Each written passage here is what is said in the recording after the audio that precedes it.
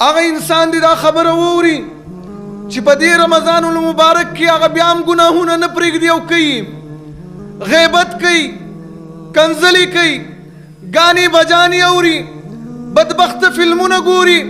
بعضې داسې بدبخته وي چې هغه خپله روژه ځان ته په پبجي ګیم باندې لنډوي. واوره د الله په دربار کې ګوره دا ستا روژه نه ده قبوله. رب العالمین دغه روژه نه قبلوي. الله وایي ما ته نه ده قبوله، نه ده قبوله، نه ده قبوله.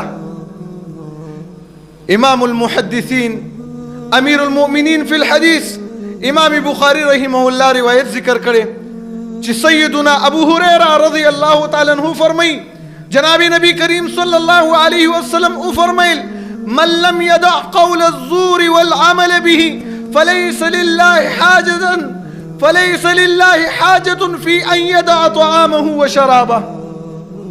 څوک چې د دروغو خبرې پرې نه دي، د ګناه خبرې پرې نه دي، په هغې باندې عمل پرې نه دي، ویل رب العالمین د داسې انسان روجي نیولو ته، خوراک پرېښودلو ته، څښاک پرېښودلو ته هېڅ ضرورت نشته. خوراک هم کوه چې ته په روژه کې لګیا یې ظالمه، فلم ګورې، په روژه کې لګیا یې ګانې اورې، په روژه کې لګیا یې موبایل دې نیولی ګیمونه کوي. بعضې بدبخته داسې ظالمان هم شته چې په دغې رمضان مبارکه میاشت کې د رحمتونو میاشت کې هغه ځي سکاوي ته او هلته کې د نبي صلی الله علیه وسلم خواږه سنت ګیره کټ کوي، یو ورته مخ نیولي بل ورته بلیډ پې راکاږي.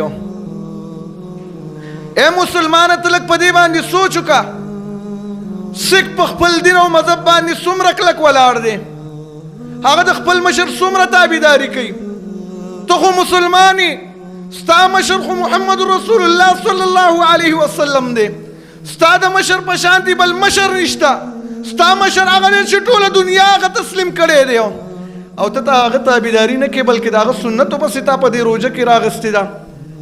که چېرته څوک درته ووایي چې یاره دغه پیسې چېرته یتیم له ورکړه، والله العظیم که ته ورته تیار شي.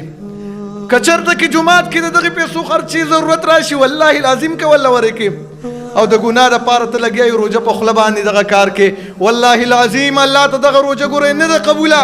داسې انسان باندې ګوره رب العالمین لعنت رالیږي. ګوره یوازې روژه ګوره د دې نوم نه دی چې سړی د خوراک پکې پرېږدي، سړی د اوبه پکې پرېږدي، نه بلکې روژه د دغې نوم دی چې سړی پکې د ګناه عملونه هم پرېږدي، ګناه نه پکې ځان وساتي او خپل رب له متوجه شي. په دغې برکتونو میاشت کې ځان په رب العالمین باندې وبخي.